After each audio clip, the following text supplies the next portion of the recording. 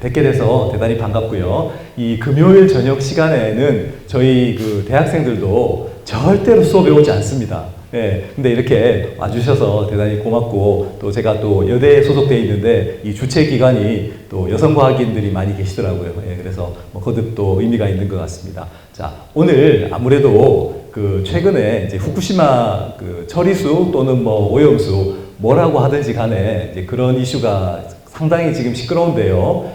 사실 과학하는 입장에서 봤을 때 뭐 정치 얘기는 하고 싶지 않고요. 전혀 그 문제가 없습니다. 근데 이제 그게 왜 그런지 뭐 이제 그런 이런저런 논란은 있을 수 있겠지만, 일반적으로 그냥 크게 문제가 없을 것이다 라고 생각하시면 되고, 자, 주변에 이제 여러분들이 아침에 일어나서 잠드실 때까지 아주 많은 화학 물질들을 접하게 되는데, 거기에는 그 후쿠시마 그 오염수 또는 처리수에 있는 화학적인 그 위험도보다 훨씬 더 높을 수도 있는 이제 유해 요소들이 많이 들어있어요. 근데 이제 대체로 큰 문제 없잖아요. 그래서 이제 기준이라든지 그 유의사항, 가이드라인 이런 것들을 잘 준수해 가면서 사용을 하면은 크게 문제가 없다. 이렇게 기억을 하시면 될 것 같습니다. 자, 그래서 오늘 이제 간단하게 이 주요한 내용들을 좀 설명을 드리겠습니다. 일단 독성 물질이라는 거는 그 상당히 정의는 굉장히 브로드한데, 우리 주변에 이제 사람의 신체에 악영향을 줄 수 있는 물질, 주로 화학 물질이라고 정의가 되어 있는데, 여기 보시면 일단 여러분들 요거는 좀 기억을 해주시면 고맙겠습니다. 모든 화학 물질은 일정 수준에 다다르면 인체 손상을 일으킬 수 있습니다. 심지어 물도요, 너무 많이 먹으면 이럴 수 있습니다. 자, 그리고 적은 양으로 손상을 초래할 수 있는 것을 이제 독성이 있다라고 부릅니다. 그렇게 이해하시면 되겠고요. 많은 양으로 손상을 초래한 물질은 실질적으로 독성이 없어요. 대표적으로 술이 있습니다. 술. 뭐 사람마다 약간 다르겠지만 술은 굉장히 많이 먹어야 이제 독성이 생기잖아요. 그런 것들은 실제적으로는 이제 독성이 없는 축에 속한다라고 보시면 될 것 같습니다. 그래서 독성 화학 물질, 그다음에 술, 독, 중금속, 미세먼지, 그다음에 요즘에 이제 그 대두하고 있는 나노입자, 대기오염 물질, 뭐 이런 요소들이 독성 물질의 범주에 들어간다. 이렇게 보시면 될 것 같고요. 자, 약과 독의 차이. 약과 독은 거의 이제 화학적으로는 굉장히 동등하다라고 보실 수 있는데, 약은 적게 쓰면 몸에 좋은 거고요. 독은 아주 적게 써도 몸에 안 좋은 겁니다. 약도 많이 쓰면 위험합니다. 그래서 이 두 개가 근본적으로는 차이가 없다라는 것을 좀 인식하시면 좋을 것 같습니다. 그러면 이제 독성 물질 어디에 있습니까? 생활 속 모든 곳에 독성 화학 물질은 포함되어 있습니다. 그래서 보시면 비누, 독성 물질이 있을까요? 없을까요? 비누에도. 독성의 여지가 있는 물질 포함될 수 있습니다. 그 다음에 뭐 아침에 일어나서부터 쓰게 되는 샴푸, 치약, 티슈, 거의 모든 곳에는 독성 물질이 반드시 존재할 수밖에 없습니다. 그래서 이 화학 물질은 우리 주변에서는 지금 문명 사회에서는 화학 물질을 피해서는 그냥 살 수 없다라고 보시면 되고요. 이제 독극물하고는 좀 구별을 해야 되는데, 뭐 유독가스라든지 여러분들 그 소위 말해서 암살 같은 거 할 때 쓰는 가스 있죠. 그런 거라든지, 보거독, 이건 뭐 먹으면 거의 죽잖아요. 그 다음에 파충류, 뱀독 같은 거, 그 다음에 식물에도 독이 많이 들어있죠. 대표적으로 어떤 거 있습니까? 식물의 독, 사약. 사약은 사실 식물의 독이고, 드라마에서 많이 보셨을 텐데, 사약을 받을 수 있는 사람은 왕족이거나 굉장히 지위가 높은 사람이죠. 이제 낮은, 뭐, 또 소위 말하는 이렇게 좀 상민이나 이런 사람들은 사실 사약으로 이렇게 죽음을 맞이하진 않잖아요. 그렇죠? 대부분. 그래서 식물독도 이렇게 독성 성분이 있다라는 거, 그 다음에 산염기, 중금속, 이런 것들이 이제 독극물에 속한다라고 보시면 되겠습니다. 자, 그리고 이 화학 물질이 들어있는 제품들, 거의 우리 주변에서 쓰고 있는 대부분의 제품에는 화학 물질이 들어있다고 보시면 되고, 그 화학 물질 중에는 독성을 가진 놈들이 반드시 들어있을 수밖에 없습니다. 그래서 이런 이슈들을 봤을 때 이 화학 물질이라든지 독성 물질을 피할 수는 없습니다. 예, 그래서 일단 안전하게 또는 정해진 가이드라인 그리고 그 범위 그다음에 함량 이런 것들을 준수해서 사용을 하는 것이 가장 현명할 것 같다라는 말씀을 드릴 수 있겠습니다. 예. 자, 그래서 그러면 독성 물질이 정말 위험하냐? 예, 당연히 학술적으로는 위험하죠. 근데 이제 기본적으로 안전하게 사용할 수 있습니다. 생산이나 이동, 사용 등이 굉장히 엄격하게 관리가 되고 있고요. 그 다음에 일정한 가이드라인에 따라서 허용된 양을 준수해서 사용하면은 일단 안전합니다.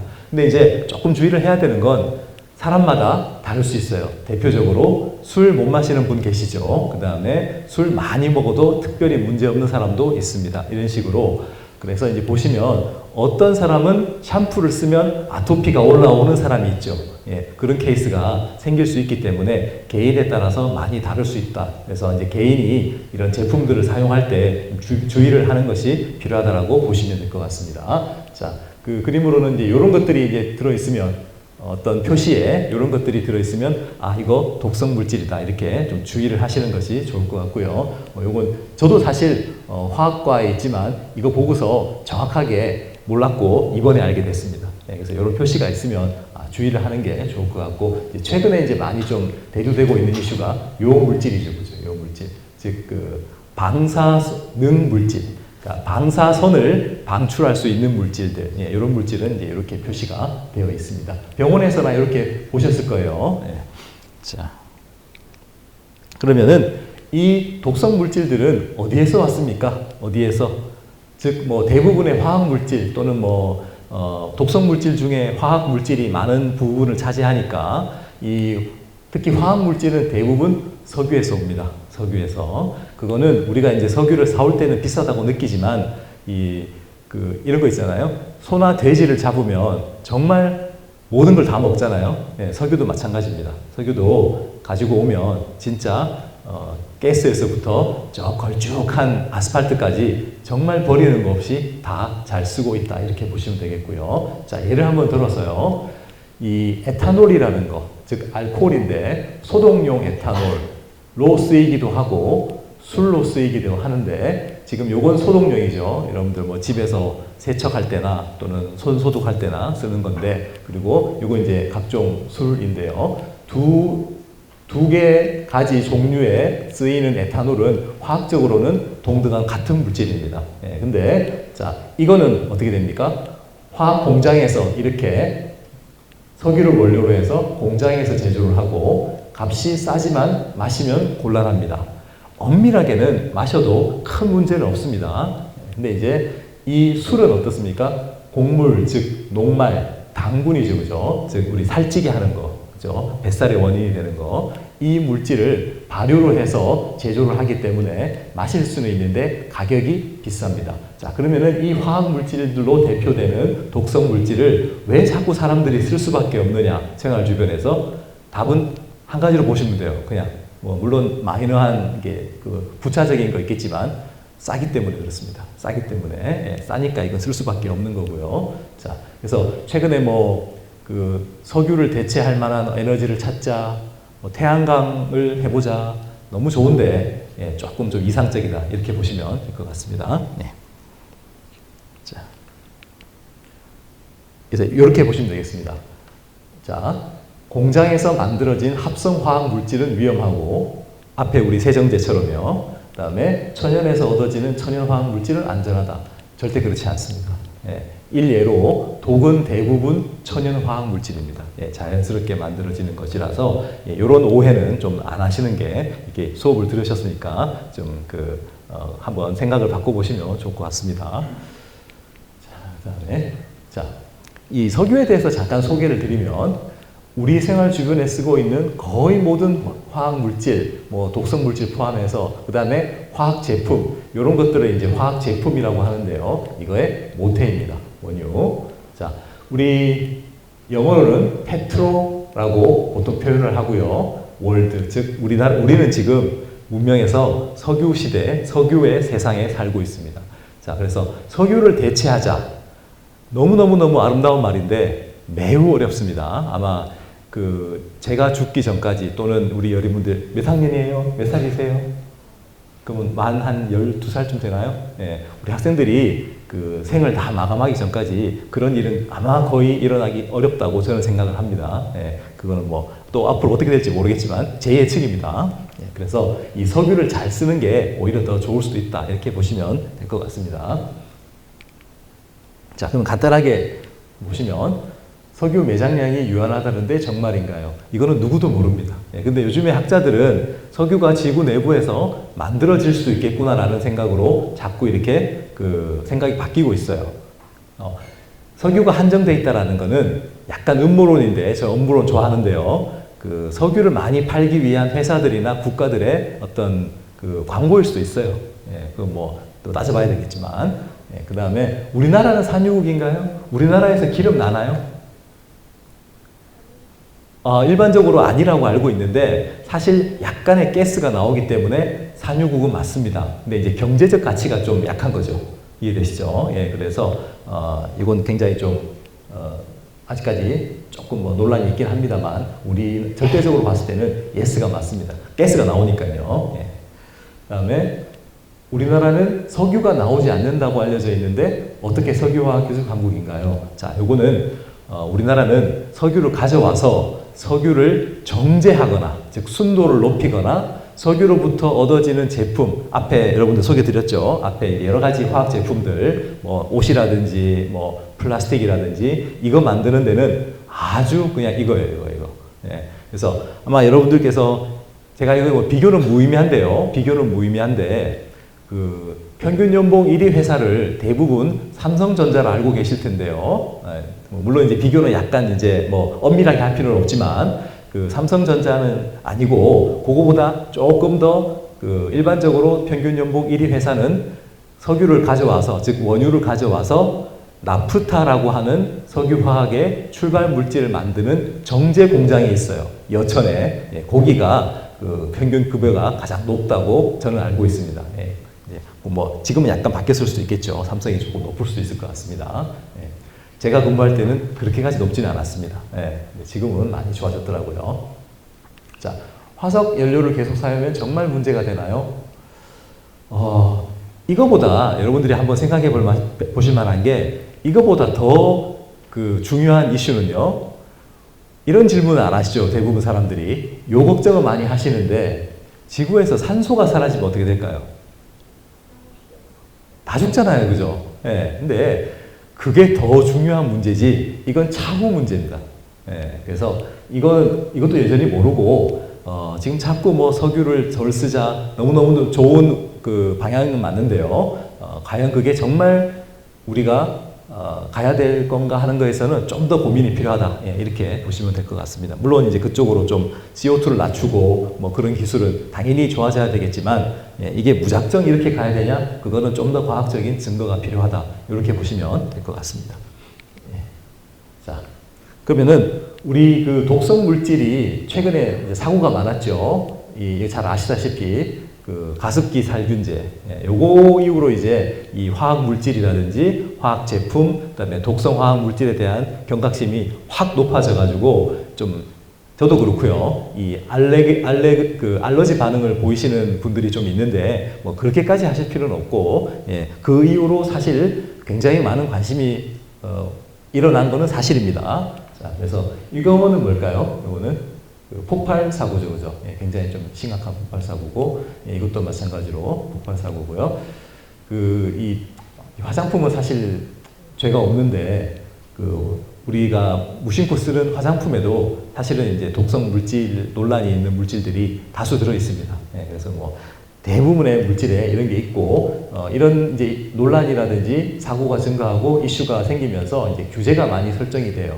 자, 우리나라도 이렇게 대표적으로 화평법, 그 화학물질 평가관리법이라고 하는 화학물질을 이제 쓰거나 또는 제품을 만들 때 이용하거나 또는 이제 사람에게 닿을 때 이럴 때 어떻게 관리해야 되는지 그 이제 규정이 최근 한 10여 년 사이에 생겼습니다. 그래서 미국, 일본, 유럽, 예, 한국, 그다음에 중국도 있습니다. 중국도 최근에 생겼습니다. 예, 그래서 이런 5가지의 굵직굵직한 규제들이 이 화학 물질에 대해서 어떤 그 사용상에 주의를 가하고 있다. 이렇게 보시면 되겠고, 결국 이런 것들은 큰 축에서 이 탄소 중립 들어보셨죠? 예, CO2를 줄이자라는 운동하고, 그다음에 이제 그 환경적으로, 사회적으로 이 지속 가능한 지금의 우리 문명을 그대로 누리면서 좀 지구를 조금 덜 오염시키는 또는 그 지구의 부담을 적게 지우는, 예, 그런 방향으로 이제 기술이 가고 있다라고 보시면 될 것 같습니다. 자, 그러면 이제 본격적으로 이 자연계에 존재하는 조독성 물질 가지고 이제 어떻게 뭔가를 좀 해보자. 예, 이건 사실 그 자연계에 많이 존재하거나 또는 이제 다른 거를 만들면서 이 부산물로 나오는 것들을 좀 잘 사용해보자라는 건데요. 이제 제가 관심 있는 거 또는 뭐 지금 자연계에 많이 있는 그 대표적인 것들을 한번 이제 말씀을 드려보면, 먼저 목재입니다. 목재. 예, 이 목재는 조금 어려우실 수 있는데요. 요거 좀 기억을 해주시면 고맙겠습니다. 셀룰로즈라고 하는 성분과 리그닌이라고 하는 성분 두 개가 대표적인 성분이 되겠습니다. 셀룰로즈는 종이를 만드는 데 씁니다. 그죠? 예, 종이. 그 셀룰로즈는 사실 기본 단위가 포도당입니다. 포도당, 당분. 그죠? 그래서 우리가 먹는 밥이랑 크게 다를 게 없어요, 화학적으로는. 근데 이제 그 연결 상태가 조금 달라서 차이가 나는 거고요. 리그닌은 이 딱딱한 거 있죠, 요 밖에. 예, 요 성분인데 거의 다 종이 만들고 나서 버려요. 예, 그래서 이 리그닌도 장점이 많기 때문에 좀 활용을 해보자라는 거에 저도 관심이 있고 사람들도 많이 연구를 하고 있습니다. 그러면은 이 목재하고 비슷한 게 바로 풀잎이라든지 커피 찌꺼기, 이거 우리나라가 최근에 많이 생산되고 있죠. 그 다음에 옥수수 자루 들어보셨죠, 그죠? 옥수수에는 그 알곡은 다 털어서 먹어야 되고 그 이제 자루를 이제 사용하는 거, 그 다음에 이제 일부 과일 껍질들, 딱딱한 거 있지 않습니까? 견과류라든지 코코넛이라든지 뭐 이런 것들의 과일 껍질도 비슷한 성분으로 되어 있습니다. 자, 그리고 탄수화물, 요건 잘 아실 것 같습니다. 우리 뭐 밥, 쌀, 감자, 그다음에 그러니까 쉽게 말해서 설탕이죠, 설탕.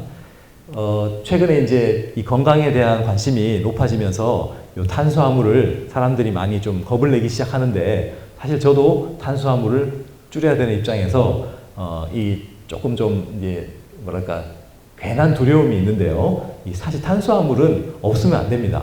예, 그래서 반드시 있어야 되기 때문에 양을 조절하는 거지 무작정 끊고, 예, 이런 방식은 좋지 않다라는 거를 좀 이해해 주시면 좋을 것 같고요. 그 다음에 이제 단백질 잘 아시죠? 요 두 개가 이제 식품 속에 들어있는 주 성분이죠. 예, 우리가 꼭 먹어야 되는. 다른 하나가 이제 지방이 있죠. 예, 단백질, 탄수화물, 지방 세 가지 꼭 먹어야 되는 거고요. 그 다음에 여기 이제 이 해초 성분인데, 해초 성분이요. 그러니까 해조류라든지 해초에서 오는 성분인데요.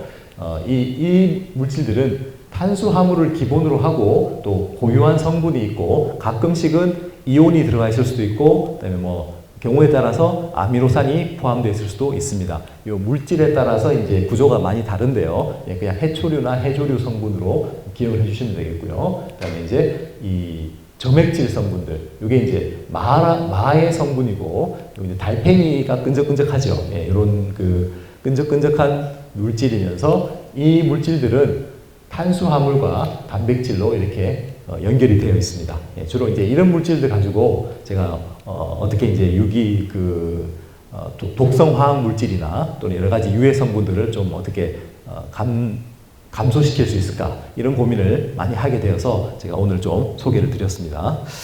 자,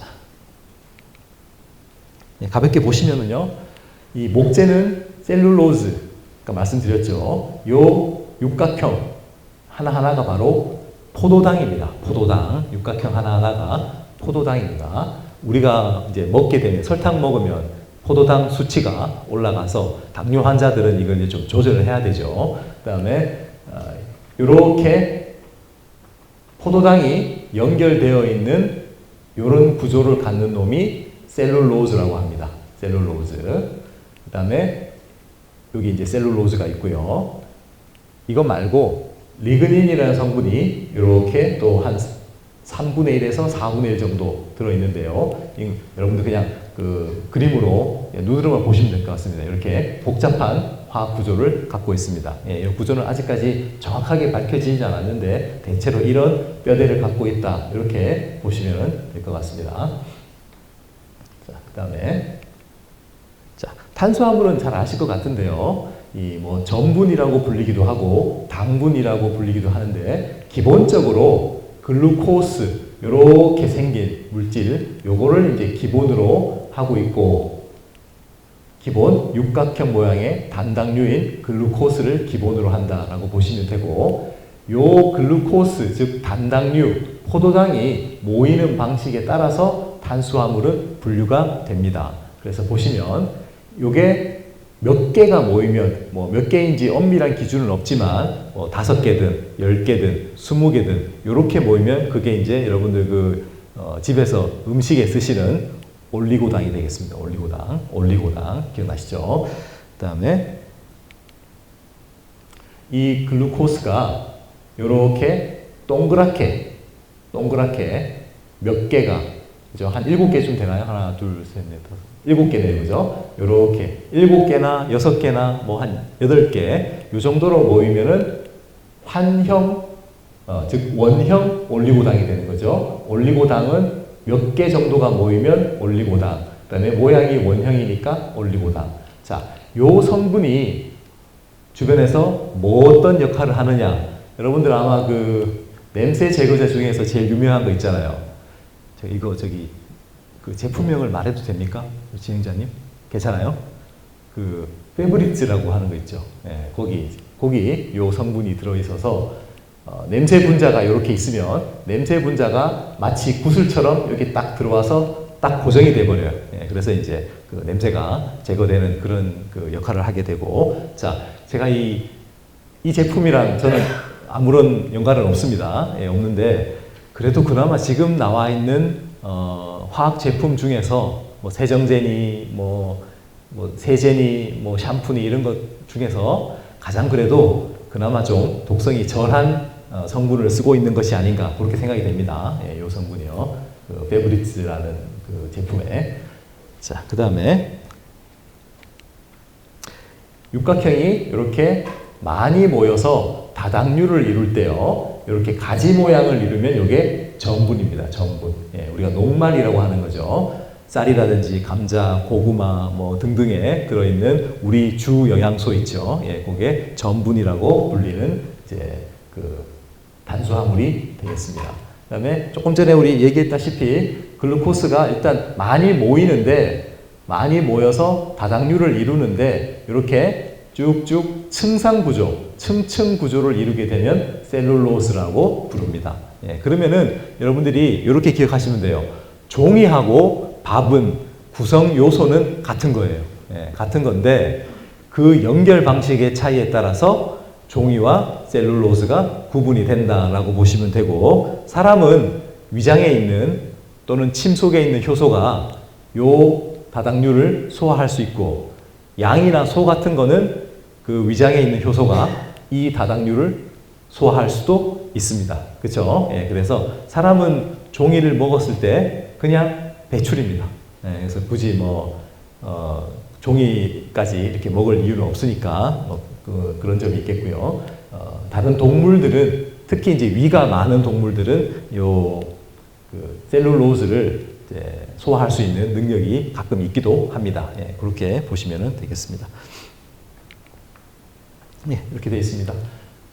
이렇게 육각형 단당류, 즉 포도당, 글루코스가 이렇게 연결되어 있으면 녹말이 되는 거고요. 뭐 이렇게 좀 가지 있는 구조도 괜찮습니다. 그래서 이게 엄밀한 거는 아니라고 볼 수 있지만 이렇게 이해하시면 됩니다.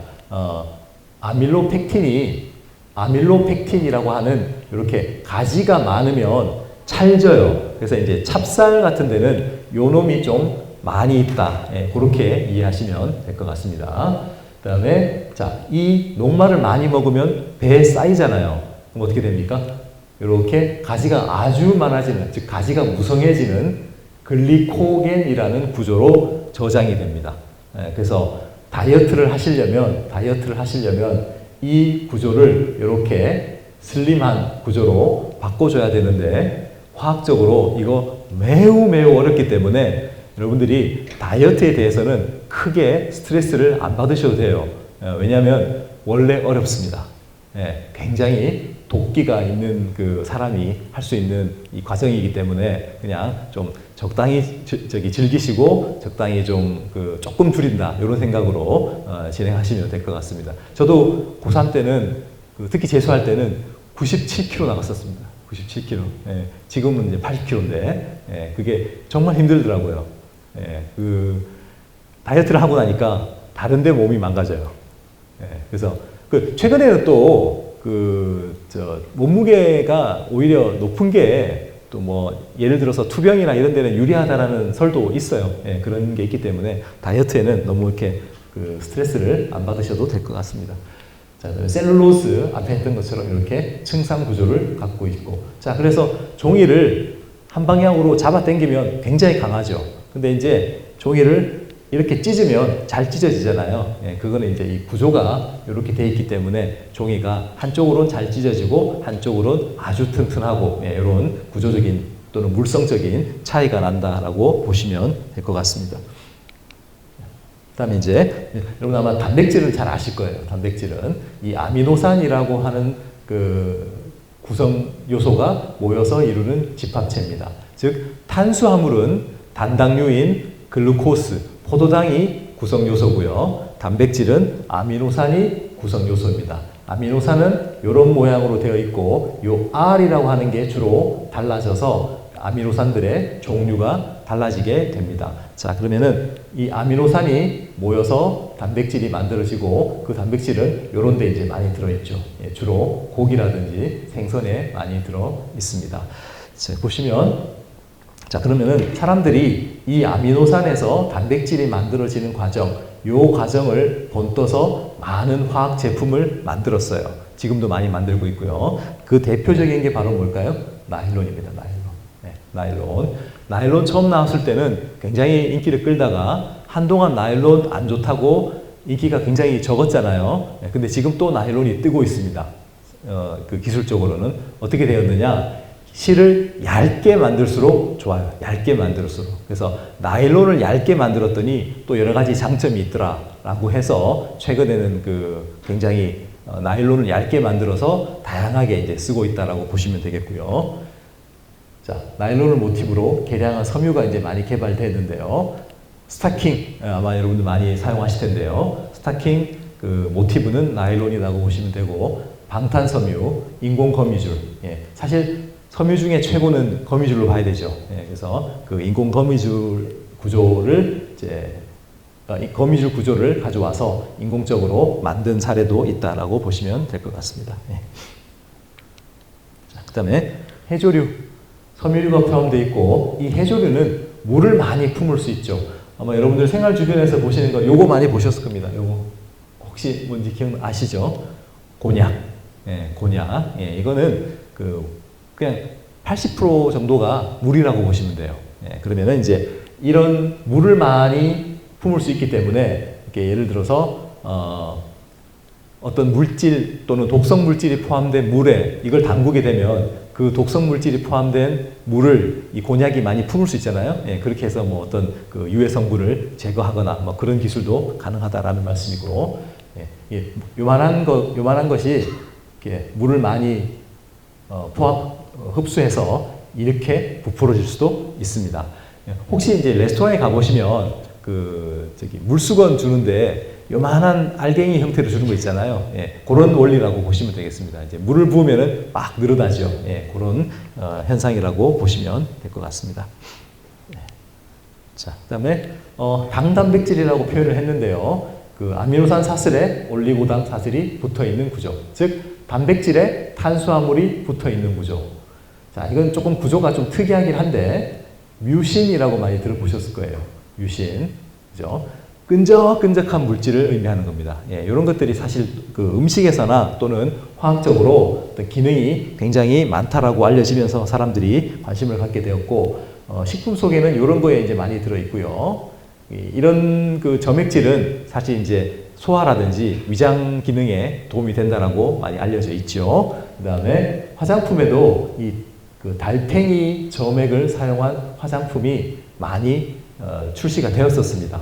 예, 근데 이제 요건 사실 화장품이 예를 들어서 100이라고 하면 그 100ml 정도, 예, 물 뭐 반컵 정도가 화장품이 있다고 하면은 사실 이 점액 성분은 한 20방울 정도 들어갈 거예요. 예, 그래도 들어간 거잖아요. 예, 그렇게 해서 이제 가격을 좀 높여서 그 고가 제품으로 파는 그런 사례도 있었습니다. 예, 그래서 이런 것들이 이제 주로 자연계에 존재하면서 저독성 물질이고 나아가서 이제 그 유해 성분까지도 좀 제거를 할 수 있는, 예, 그러한 이제 물질들로 보시면 될 것 같습니다. 아마 여러분들 그 생활 주변에서도 많이 보셨을 거예요. 예, 그래서 이런 것들이 잠재성이 아직도 여전히 많다라고 보시면 될 것 같습니다. 자, 그래서 제가 관심이 있기도 하고 최근에 어떤 그 뭐 연구라고 할까요? 어떤 기술 사례를 간단하게 보시면 이 리그닌을 탄화를 합니다. 이건 뭐냐면은 그 불에 이제 그 태워서 숯 모양으로 만드는 겁니다. 숯 모양으로. 자, 그렇게 되면 이 숯이니까 당연히 독성 분자를 제거할 수 있을 것이다 라는 거죠. 자, 목재를 가져오면 끓여서 죽을 끓이듯이 부글부글 끓이면 이 셀룰로즈는 종이로 만들어지고 이 부산물인 리그닌을 태워서 이렇게 숯 형태로 만들면은 이 숯은 구조가 어떻게 되어 있느냐?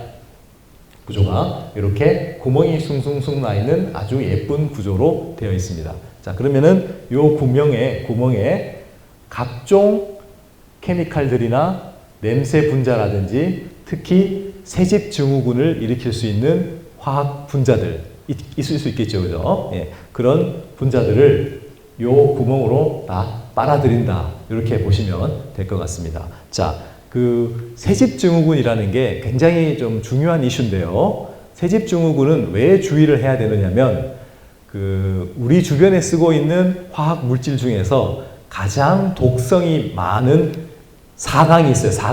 4대장. 예, 그게 바로 포름알데하이드라고 불리는 물질, 그 다음에 BTX라고 불리는 BTS 아니고요. S라고 불리는 BTX, 즉 벤젠, 톨루엔, 자일렌이라고 불리는 요 세 개의 물질이 4대장입니다. 예, 요거는 거의 뭐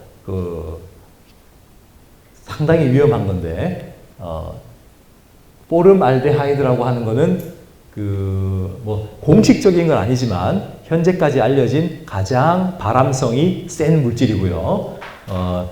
집 지을 때는 접착제나 합판 바를 때 있죠. 예, 그럴 때 무조건 들어가야 돼요. 예, 뭐 최근에는 많이 개선이 되긴 했는데 여전히 많이 쓰이고 있습니다. 싸고 이 접착 능력이 극강이기 때문에. 그다음에 이 BTX는 뭐 쉽게 말해서 독성 물질의 대표 주자로 알려져 있습니다. 예, 그래서 아마 여러분들 이게 조금 좀 뭐 민감한 이야기긴 하지만 뭐 공식적으로 이제 알려진 거니까요. 삼성전자 백혈병 스토리를 아마 아실 거예요. 예, 거기에서 주요 유발 물질 중에 하나가 바로 요 물질입니다.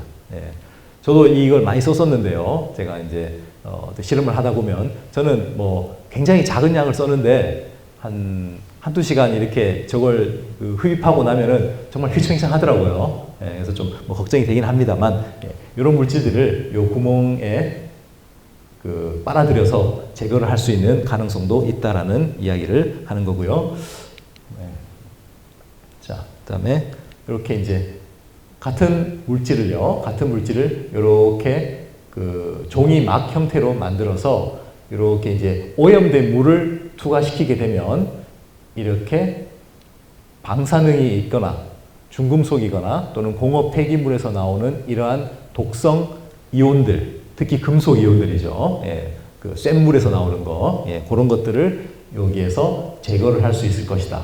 자, 제거가 되면 요 색이고 제거가 안 되면 이런 색깔이 차이가 납니다. 예, 그래서 독성 금속 이온들을 제거하는데도 사용을 할 수 있겠다라는 이야기를 하는 겁니다. 자. 제가 잠깐 하나 더. 아이고, 죄송합니다. 아이고, 혹시 이거 뒤로는 못 가나요?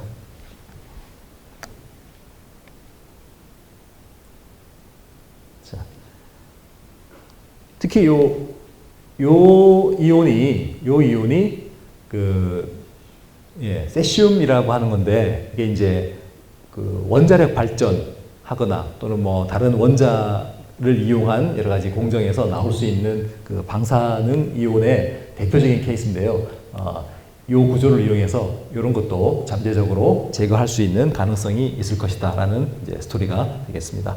자, 그래서 보시면 지금 아마 여러분들께서 이 전자파나 방사능에 가장 많이 노출되는 행동, 자, 이 두 가지는 마찬가지로 그 화학 물질처럼요, 뭐 세정제, 샴푸, 화장품 이런 것처럼 이 두 가지도 우리 삶에서는 절대로 피할 수 없습니다. 자, 그래서 제가 생각하기에 전자파를 가장 많이 노출시키는 장소는 의외로 집이에요, 집. 왜냐하면은 각종 전자기기들이 계속 많아지고요. 그다음에 성능이 좋아지고 또 여러 가지 그 장치들이 새롭게 개발되면서 이런 요소들은 이제 피할 수 없다라고 생각이 되고, 그다음에 방사선에 가장 많이 노출되는 행동은 의외로 제가 생각하기에는 비행기 타는 거, 그다음에 엑스레이 사진 찍는 거, 이런 게 많이 노출이 되지. 자, 뭐 조금 이거는 그냥 제 개인적인 생각이기도 하고, 뭐 이 원자력 전문가들의 생각이기도 한데, 이 후쿠시마 처리수 안전합니다. 안전합니다. 그리고 일단 기준 안에 다 들어와 있기 때문에 그 기준 안에 들어오면 일단은 받아들여야 되는 게 일단은 과학적으로는 맞습니다. 이렇게 보시면 돼요. 불안하잖아요. 후쿠시마 이게 뭐 뿌린다고 하니까 불안한데, 자, 비행기 타실 때 그 비행기가 추락할 수도 있잖아요. 확률이 0은 아니잖아요. 그죠? 그렇지만 비행기 타야 되죠. 일을 하려면. 그거랑 같다고 보시면 돼요. 그게 찜찜하면 안 타시면 됩니다. 그죠? 그리고 저 처리수가 찜찜하다가 하면은 수산물을 안 드시면 되는 거죠. 그죠? 그거를 이제 뭐 이렇게 논란을 삼고, 제가 봤을 때는 사실 입에 올릴 가치도 없어 보이는데요. 이건 뭐 그냥 일반적으로 안전하다라고 보시면 될 것 같습니다. 그것도 같은 겁니다. 광우병. 그죠? 과학적으로는 광우병 우리나라에 지금 사례 없잖아요. 그죠? 없습니다. 그 다음에 여기는 이제 다들 고향이시니까 잘 아실 텐데, 그 사드 전자파. 그거 어떻게 됐습니까?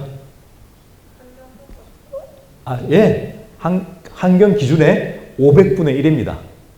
그러니까 안전합니다. 그리고 저는 뭐 사실 저는 일본을 좋아하는데요. 일본을 좋아하고 일본을 굉장히 신뢰하고 일본 차도 저는 일본 차만 타봤고 일본을 좋아하는데, 기본적으로 위험하면 일본이나 미국에서는 하지 않습니다. 그러니까 뭐 그런 좀 기후는 이제 여기 오셨으니까 이제 그런 걱정은 이제 안 하시고 안전하게 안심하고 돌아가셔도 좋을 것 같습니다. 자, 그다음에 요 원형 올리고당 앞에 기억나실지 모르겠는데요. 요 포도당이 몇 개 있는 게 이제 올리고당이고, 모양이 원형인 게 원형 올리고당인데, 요 구멍에 이제 냄새 분자들이 탁 들어와서 냄새 분자가 제거가 되는 원리를 갖고 있습니다. 자, 그러면 요 올리고당, 요런 것들은 어디서 만들어질까요? 옥수수 속자루에서 만들어집니다. 물론 다른 데서 오는 경우도 있긴 있고 만들 수 있지만 옥수수. 왜냐면은 이 옥수수라는 게 세계에서 가장 많이 수확되는 작물이죠. 그러니까 이제 당연히 곡식은 우리가 먹어야 되고, 소나 가축들도 먹어야 되고요. 그다음에 이 부산물인 이 속대도 이렇게 활용을 해서 우리가 선한 목적으로 쓰고 있다라고 보시면 되겠습니다. 보시면 이제 성분은 여기 나와 있는데, 다른 제품에 비해서 상당히 인간적입니다. 그거는 사실인 것 같습니다. 상대적으로 위험한 물질이 전혀 없다 그런 게 아니라 다른 화학 제품에 비해서는 좀 낫다 이렇게 보시면 될 것 같습니다. 그다음에 제가 관심 갖고 있는 연구 분야인데 이 화장품 미백 성분, 이런 이제 미백 성분을 여기 이제 딱 담아서 어디에 이동을 시키는 뭐 그런 방법도 가능하지 않을까라는 취지에서 이런 그 뭐 연구도 해봤는데 생각보다 이게 잘 안 되고요. 이게 어려운 게 뭐냐면 정말 잘 됐는지 안 됐는지 판단이 힘들어요. 근데 이제 어떤 사람은 되는 사람도 있고 어떤 사람은 뭐 전혀 못 느끼는 사람도 있기 때문에 그렇습니다. 그다음에 이제 이거 아마 잘 아실 텐데 공기청정기 필터예요. 공기청정기 필터. 이 필터는 이 자체만으로도 굉장히 그 미세먼지나 이런 것들을 잘 잡아내게 되어 있습니다. 그래서 이것도 상당히 안전하다고 보시면 되는데 여기 이제 뮤신 처리, 뮤신을 즉 그 끈적끈적한 점액질을 쫙 처리해 주게 되면 좀 더 잘 잡지 않을까라는 그 뜻에서 한번 시도를 해봤는데 뭐 당연히 기능이나 또는 성능은 당연히 개선이 되는데 문제는 뭘까요? 여러분들 혹시 앞에 제가 설명드렸는데요. 가격 경쟁이 힘듭니다. 그래서 이제 기술적으로 한계가 있다라고 보시면 될 것 같습니다. 그래서 제가 오늘 말씀드린 거 상당히 지겨운 내용인데 많이 잘 들어주셔서 감사하고요. 보시면은 우리 주변에 널리 존재하기 때문에 사용 피하기는 어렵습니다. 거의 불가능합니다. 대신에 이제 이 잠재적 유해성을 인식하고 안전하게 최소량으로 합리적으로 소비하는 거 당연히 중요하다 이렇게 보시면 될 것 같습니다. 그 자연계에 있는 저독성 물질들 뭐 주변에 많이 있고요. 그거를 활용해서 이런 그 유해 성분이라든지 독성 물질을 저감할 수 있는 기술의 여지는 아직도 충분히 있다라고 생각이 됩니다. 자, 그다음에 화학 기술이 발전할수록 이 유해 물질을 잘 제어하는 것은 너무너무 중요합니다. 왜냐하면은 이게 안 되면 나중에 수출이라든지 뭐 판매, 그다음에 부가가치 창출이 굉장히 어려워지기 때문에 이런 요소로 이제 좀 중요성이 증대될 것이다 이렇게 보시면 될 것 같고요. 뭐 우리 사실 고등학생이나 이런 분들이 많을 줄 알았는데 최근에 이제 저도 화학 전공인데 잘 안 하려 그러죠. 이게 화학이 굉장히 그 뭐랄까 진입 장벽이 높아가지고 잘 안 하시려고 하는데요. 이건 해두면 사실 상당히 좋은 학문이고 활용 가치도 있고요. 그다음에 다행인 거는 지금 산업체라든지 특히 은행, 경영, 경제 그리고 뭐 보험회사 이런 데서 화학 전공자들 더 많이 뽑고 있습니다. 그래서 그쪽으로 좀 진출을 독려해 주시면 감사하겠습니다. 자, 그래서 이상 오늘 제 강의는 마치고요. 혹시 질문 있으시거나 하면 자유롭게 해주시면 고맙겠습니다. 제가 이제 보면서 좀 궁금했던 점은 천연 성분에도 독성 물질이 있을 수 있다라고 말씀해 주셨잖아요. 근데 요즘 세제를 사거나 어떤 그런 샴푸 같은 걸 살 때도 천연 계면 활성제를 썼다라는 거를 굉장히 앞에 두고 홍보를 많이 하시더라고요. 맞습니다. 좋은 질문이네요. 근데 그럼 그게 안전한 건지? 자, 기본적으로 제품에 들어있는 케미칼은 그 가이드라인이나 허용 기준치 안에서는 안전하다고 보시면 됩니다. 왜냐하면 안전하지 않으면 제품이 나오지 못하거든요. 우리나라도 굉장히 지금 그 선진화가 되어서 그런 이슈는 전혀 신경 안 써도 되고, 자, 이건 이제 어떻게 되느냐면은 물질을 천연에서 가져와서요, 석유화학 공장에서 그 인공적으로 합성을 합니다. 근데 이제 물질의 모양이라든지 성질이 천연 성분하고 다르지 않기 때문에 그렇게 이름을 붙인 건데 사실은 합성 물질이에요. 그러니까 그거는 물론 그 조금 독성이 덜할 수도 있는데 어떻게 보면은 조금 마케팅의 영역이다라고 이제 생각을 하시는 것도 괜찮을 것 같습니다. 그러니까 가격을 조금 이제 소위 말해서 고가 제품으로 가기 위한 그러한 요소가 좀 강할 수도 있다라고 이해하시면 될 것 같습니다. 물론 아닌 케이스도 있는데 거의 없어요. 드물어요. 가격이 조금 더 높더라고요. 그렇죠. 그렇게 해서 가격을 조금 더 높게 받는 겁니다. 그래서 저는 그게 조금 더 뭔가 손이 가서 그렇죠. 조금 더 스텝을 많이 해서 만든 거죠. 그렇군요. 지금 저희 요 강의 또 유튜브에 올라가면 학생 친구들도 많이 보거든요. 아, 그래요? 예. 네. 그 제가 개인적으로 아까 마지막에 말씀해 주셨던 것 중에 우리 학생 여러분들한테 좀 질문을 제가 대신 하면 좋겠다 했던 게 화학 요 응용학과가 왜 진입 장벽이 높은지. 일단 기본적으로 공부해야 되는 양이 조금 있죠.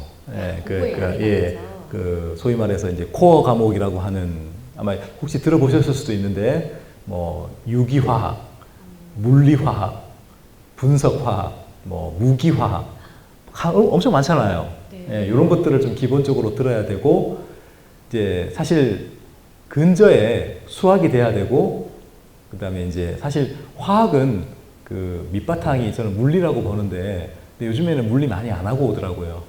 근데 사실 저희 애도 고2인데 물리 안 해요. 하라고 하다가 얻어 맞을 뻔했어요. 예, 그렇게 이제 물리를 좀 요즘에 거의 안 하더라고요. 예, 이제 그런 것들이 좀 필요하기 때문에 좀 힘들지 않을까. 근데 이렇게 보시면 됩니다. 제가 조금 조금 무리해서 말씀을 드리면, 전자회사는 앞으로 전부 다 화학회사 돼요. 이거 이해되시나요? 예, 삼성전자 이제 화학회사 될 겁니다. 그다음에 특히 자동차 회사는 다 화학회사 될 겁니다. 요건 이해되시나요? 그 전기 자동차 이런 것 때문에, 그죠? 예, 그런 흐름이 있기 때문에 화학은 사실 해두면 굉장히 좋을 것 같습니다. 예. 여기서 이어지는 질문으로 아까 은행에서도 지금 화학과를 굉장히 많이 뽑고 있다고 했는데 그런 추세는 왜? 왜 그러냐면은 그 최근에 혹시 주식 하시나요? 주식 가시면 아실 텐데 2차 전지에 주식 투자 많이 하잖아요. 2차 전지에 주식 투자하려면 화학과 전공한 사람들이 있어야 돼요. 그렇습니다. 그다음에 기업에 은행에서 이제 대출해 주려면 이 회사가 진짜 기술이 있나 없나 알아야 되죠. 그렇죠. 그다음에 보험사에서도 저 회사에 보험을 받아야 되는데 화학회사예요. 폭발 사고 날 확률이 얼마나 될까? 알아야 됩니다. 그래서 굉장히 중요해지고 있습니다. 굉장히 비전이 있는 학과라는 생각이 듭니다. 뭐 비전은 항상 고통과 비례하니까요. 멀리 내다본다. 맞습니다. 네, 오늘 고생해주신 교수님께 다시 한번 큰 박수 부탁드리겠습니다. 고맙습니다.